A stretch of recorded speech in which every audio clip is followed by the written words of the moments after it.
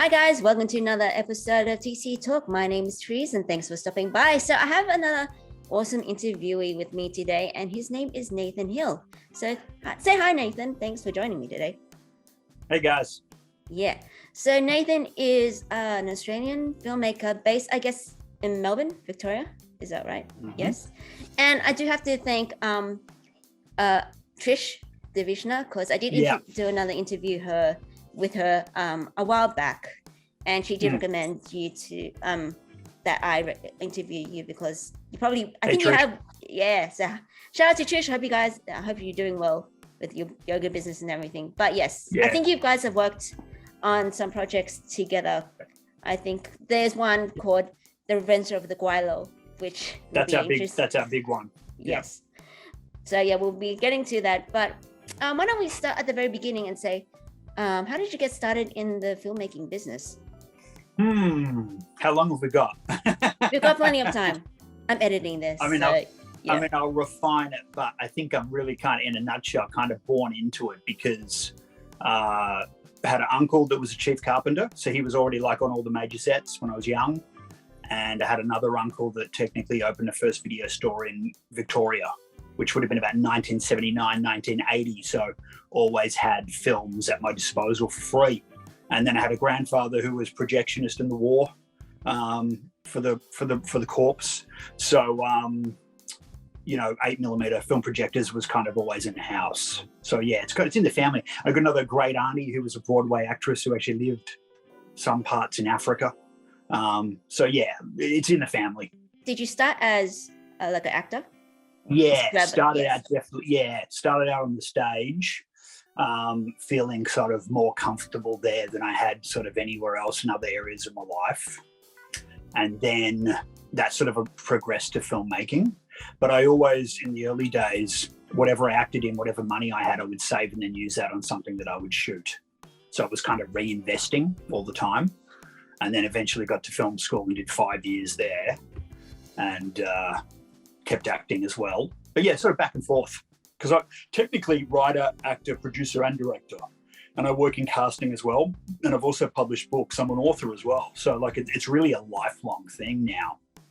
Yeah. And definitely in the film industry, you do need to be a jack of all trades. It definitely does come definitely comes in handy. So I guess what sort of films or short films or what are creative things do you generally like making? I mean, I had my time with shorts probably during film school. I had a point where I made a lot of them. Like I had this one year, probably trying to think of the year, 2003, no, 2000, yeah, probably 2004, 2005. There was a year there where I did something ridiculous like 23 films in a year. It was like once every 2 weeks, a whole new production, changing hair color, acting, directing, all sorts of stuff. And I nearly burnt out and I was trying to gather all that footage so I could get a decent show reel because that's one of the biggest problems for actors is trying to get a bloody reel, and I'd managed to get a good reel because I just kind of hunted everyone down and like literally would turn up on their house and say, give me the footage.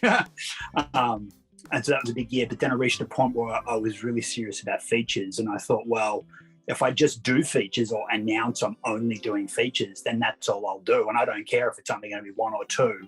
I don't want to be known as a short filmmaker. So when I made that decision, all of a sudden I fell into that groove and now I don't do shorts. I think I did a few years back for Monster Fest for fun just because I could, but it wasn't like because I really had my heart set out on it. I'm more about the full length, So was that a difficult or challenging transition for you to do that, or was it relatively easy? No, people actually, what they do is they overthink. So for me, even to give back to anyone who's watching now, when you shoot a full-length film, you're shooting a short, but just longer days, longer time. Right. So if you attack it the same way you're going to do a short, you're fine, right? It's just a short film, could be 2 or 3 days. The feature's going to be 12, 13, 14, whatever, just extending the days. That's the trick. What has your experience with film festivals been? Is that what you used to do, submit your short films and features? That's a good question. When you're starting out, you really have to, that's your playing field. Like when no one knows who you are, you've really got to find that audience. And festivals, as we know, they specialize in different things. So I was doing a lot of horror, so I knew I had to get into Shriekfest or Screamfest in LA. I knew the ones I had to get into to make a name for myself, and so I'd just attack those. And eventually I did crack the egg, and I got into some big ones. But yeah, like I would have spent, I remember one year just submitting to a festival once a week, all year. And this is before things like Film Freeway. I would have to do a friggin' money order and spend really good money in US dollars as well and send my film by post. Back then it was DVDs. It was crazy. And that was a whole year. I would have spent close to $3,000 in a year just out of film school doing that. But that's how you find your audience. That's also how you find a distributor, because in the major festivals, the distributors are always scouting for breakout directors and films, and that's kind of how I got discovered as well. Right. I guess that does tie into my next question. So over your filmmaking career, what has been, I guess, one of the major challenges or the biggest learning curve? The biggest challenge and learning curve was actually having a movie that bombed in pre-production. So I'd read this story about Greg McLean, who did Wolf Creek, and apparently that was the third film he tried to get up, to the point where it was financed, crewed, cast, the whole bit, and then just for some reason it crashed. And I thought, oh, that won't happen to me. I was naive, and it did, and I had a major film crash. And getting over that hurdle, because it's like you can taste your dream. It's right there. You've been chasing this goal. And then it crashes and it's out of control. It's a big lesson to let go and let the universe, kind of take over and let it play out. But then that really tests you how serious you are about it. Because a lot of guys I know, that's happened and they've quit. Whereas because it's always been in the blood, I didn't see it as quitting. I just saw it as like a temporary setback, which in the end, that's what it was. So, but with film, you catch the waves, you can, let's just pretend we're surfing, you catch certain waves, some you don't, sometimes you crash. In the end, it's all about kind of, just the ones that you caught, I think. I think that's a very good analogy. And yeah, definitely in film industry, it's a marathon, not a sprint. So, Correct. I've been saying that a lot lately, because people will say to me, they're almost desperate. They're like, I've got to get into film. How do you do it? I've got to do it now, man. It's like, Jesus, man, whoa, slow down. It's a journey. It's what's that saying? Journey, not the destination. Yes. Yeah, it's one of those. It's and someone else said to me, how long should I do it? Now, when will my career be up? And I said, buddy, that's up to you.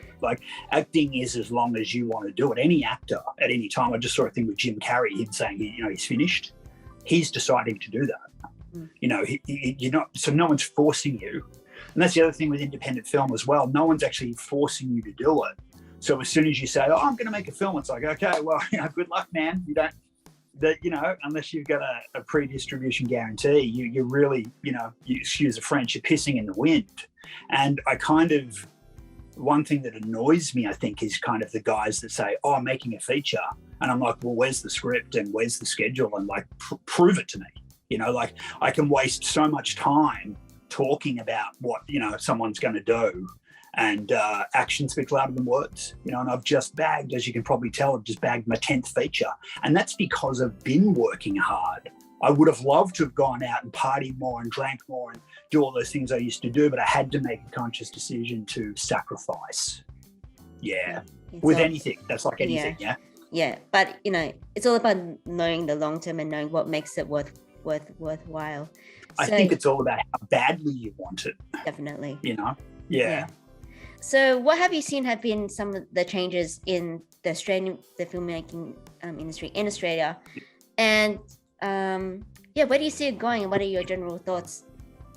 I think, this guy, Ron Brown, who does Ozflix, he's pretty savvy because he started up this thing called Ozflix, and he said, I'm going to collate every Australian film ever made, and if you've made a film, they'll pretty much take it.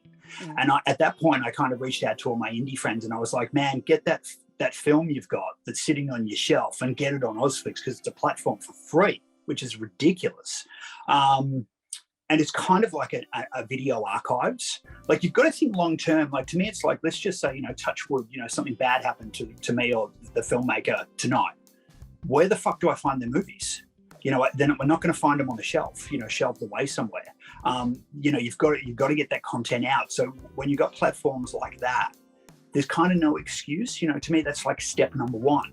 And then the next step is, okay, what else is there? There's Amazon Prime, there's Google Play, there's Apple TV. And then there's the next tier, as you know, which is Netflix and Stan, and they do have their requirements. But there's so many levels now in all of that. So the change I've seen, which is pretty obvious, I think would just be disc to digital. But because I'm a connoisseur, I still do disc. I actually got one I was going to show you, actually, Therese, because that's my latest Blu-ray, which is Jasper. Oh, nice. And this film, it actually was made like 10 years ago, but I've re-released it. And see, that's the other thing. I've got guys that haven't even done their first release yet, and I'm actually re-releasing. You know, like I'm now doing movies with new covers and even new distributors because contracts lapse. Now I'm in a new contract and you get better contracts. And, you know, as a filmmaker, you got a responsibility to honor that work, and it doesn't finish when the shoot's finished. You know what I mean? That's really when it starts, and that distribution kind of, I guess, platform or platforms goes on as long as you're alive. And you've also got to have a plan where they go when you're dead. You know, so... yeah, it's full on. Yeah, no, I think that's a really good lesson because I've spoken to, you know, other filmmakers, and one of their biggest learning curves was learning the distribution game. And that's one element among many others that people don't really talk about because it's difficult. And especially when filmmakers, especially when they want to just stay creative, they don't think about the business end of it. That's right. And I definitely Sorry, honey. The biggest problem is that the film schools don't teach it. So, you know, you pay, and this is what I hate about the education system. You spend all this money, you go in there green and happy, and you may have a really good experience. And then they're like, cool, see ya. And you're like, what the fuck am I supposed to do now? I mean, I remember auditioning for NIDA, and the first thing they said was, you're going to have a great 3 years, and then you're going to go home and cry for 2 weeks. And I'm like, well, what sort of a, you know, summary is that? So, yeah, you're right. And the other thing is that because it's so hard, filmmakers, me included, don't give out that information very easily because it's taken us so long to get there without any help or much help. So you're guarded and you're not going to just say, oh, yeah, cool, take all my information for free. You know, so, yeah, there's really those two sides to it that are very difficult. Have you ever thought about doing filmmaking like overseas or internationally, or have you always just done stuff here? Yeah. I'm fond of America, but also you got to look at logistics. Like I've had opportunities to shoot in the States and one didn't work because of COVID, obviously, like everyone else. Another one I figured out was just going to be cheaper to do here. That's the other thing too, because, you know, you get a lot of friends, and I've got heaps of guys like this with the Hollywood dream, right? Now, when you talk to a Hollywood person, like the friends I've got or the distributors, they'll tell you that that doesn't exist. You know, it's fantasy. And there are a lot of people, unfortunately, you know, kind of lost hanging around in LA, and they've almost turned into gypsies because they're living a fantasy. So you got to think about where you want your film to go and what sort of genre it is. Now, obviously, if I was doing a film that had a lot of exteriors, I know straight away in Victoria, I can only shoot in places like Daylesford that look American, where American films have shot here, but there's not much else around that. So then I've got to say to myself, okay, is this film studio based? If it's all in the studio, I can do it anywhere. Then I've got to say to myself, what's the accent? So if I was going to do an American film, first thing I would do is try and find all the American actors in my city, which I've also done before. So it's really more about logistics. It's not so much about, do I want to shoot here, or should I, or can I, or can't I? You've got to go back to the script. What's it asking for? You know what I mean? Yeah.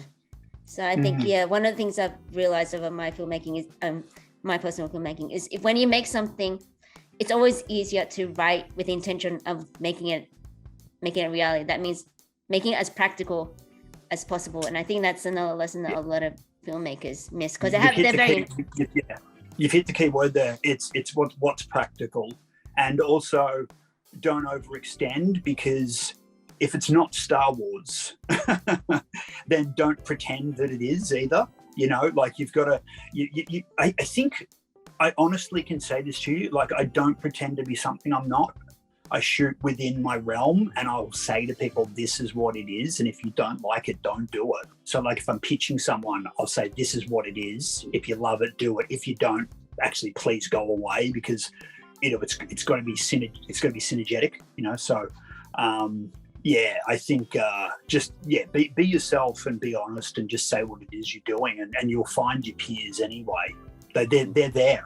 You've just got to tap in, you know? Is that something that you managed to, like, you've gained that sort of knowledge and wisdom that came with experience? I guess it comes with experience, especially in the filmmaking game. It really is experience and in the doing. Like, I had this argument with a guy when I was in film school, and he said, you know, I'm going to spend 10 years to make one film. And I said, I'm not going to do that. I'm going to make 10 films in 10 years.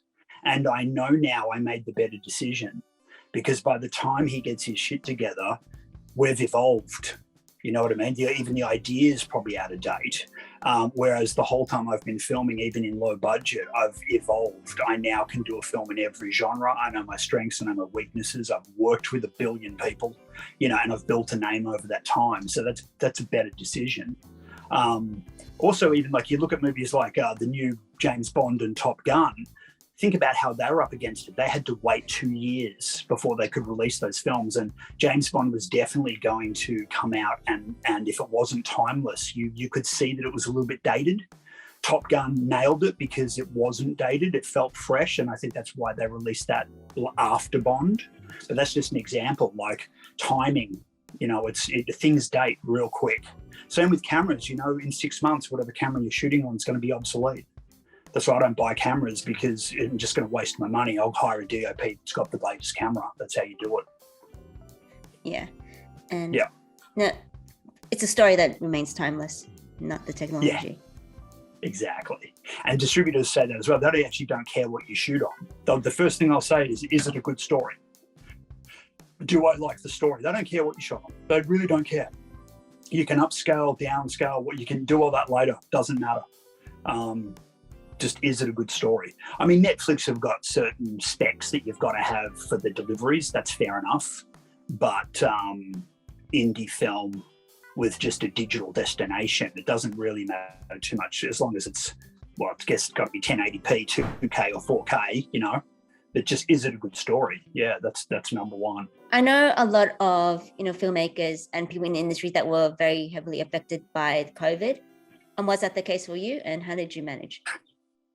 Do you know what? I actually saw it as a blessing because I was like, oh my God, the government's going to pay me to stay home and write my next script. So I would actually really embellished in it, because the way I live during COVID is how I live when I actually go into pre-production. For me, it was nothing different. I did that, and in one of the other lockdowns, I even edited a whole nother feature film for a friend of mine who had an unfinished film. So I actually ended up like doing 2 features during that time, which was unheard of. And I felt like it was a gift from the universe that I got to do that, because these were kind of like retirement plans, you know, for when I'm retired, and I was getting to do them now. This is like free time, and I'm getting paid. I mean, what other country in the world would do that, where you get paid just, it was at least 700 and something a week. Tell me you can't live off that when you're just at home. I mean, it's crazy. You know, so that was awesome for me. I actually had a great time. I didn't stop. I was busy every day. Yeah, I was lucky. Yeah, so it's just about taking opportunities as they come, even when they're unexpected. So yeah, rolling with the punches and being flexible and all that stuff, like we were saying, you know, with the journey of life. And as Bruce Lee would say, you know, be like water, you know, go with the flow, adapt. Yeah. So why don't we go through some, I mean, you've made quite a few things. Are there ones that stand out to you that you like? Well, the film that is probably dear to my heart, which is one that Trish was in, is the Gweilo, Revenge of the Gweilo. That's a very special film. The reason I love it is because I tried to make a film like it as my first film when I was a teenager, and it was called Samurai. And you know, I dreamed of having a budget and a cast and crew, but I was a kid. And I hadn't realised that vision. So when I finally got to the point of making Gweilo, it was a bit of a childhood dream come true. And then after that, was actually Jake Ryan. Or was it Jake Ryan, Martin Copping? One of the guys sort of said to me, you know, when you do your next film, use all name actors, because a lot of stuff that I do is very indie and I love to discover talent.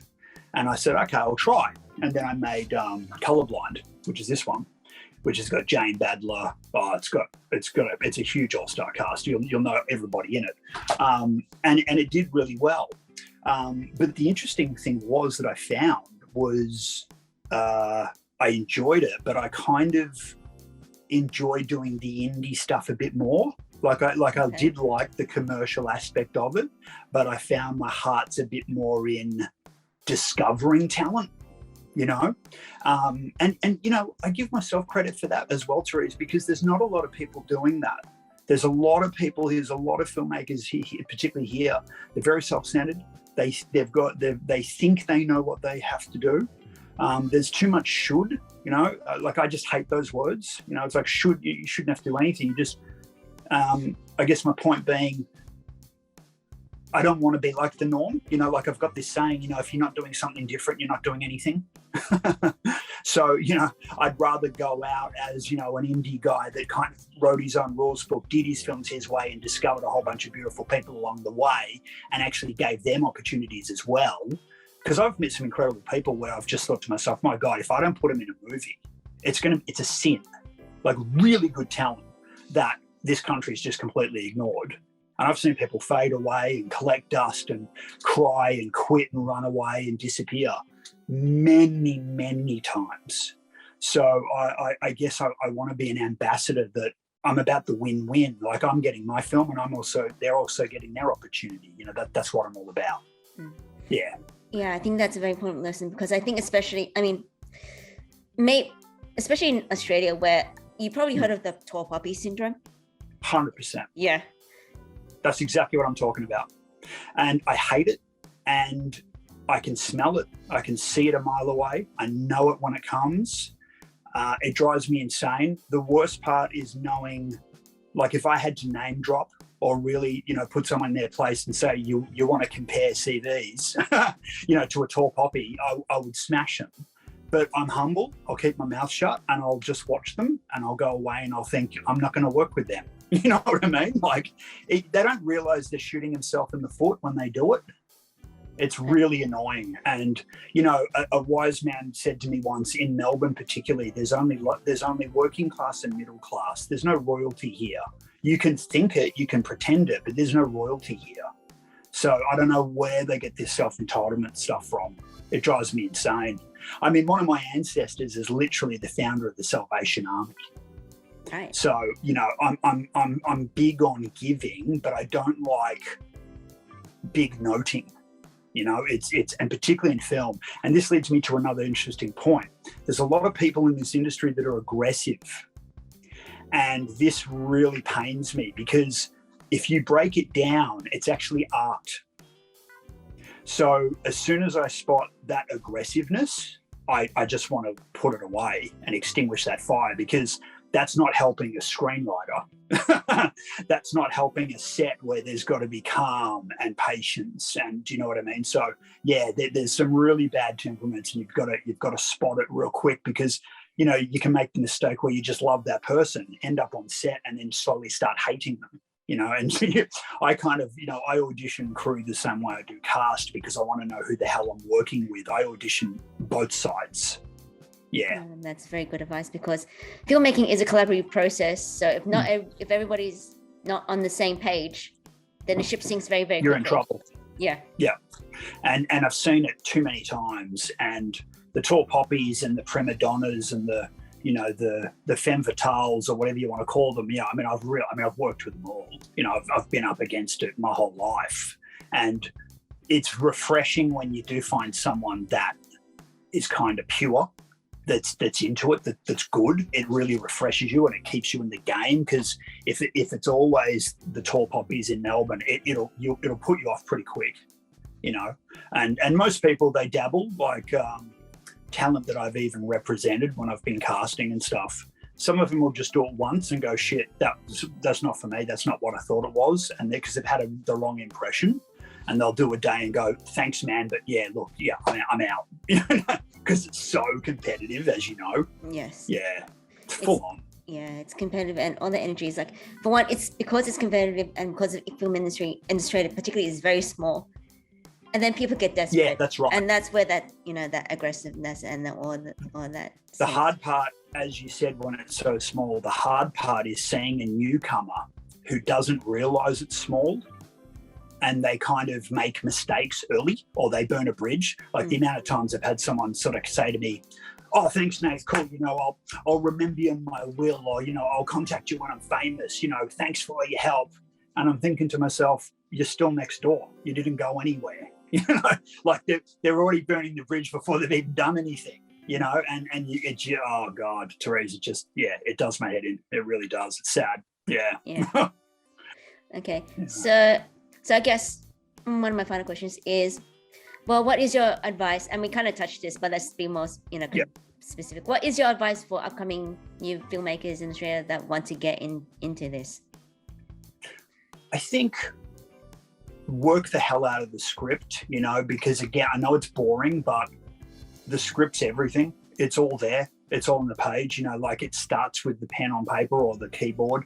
If you don't have that concept, you're dead. I mean, I've seen filmmakers with a concept that are really excitable, and they start shooting and they haven't properly finished the script.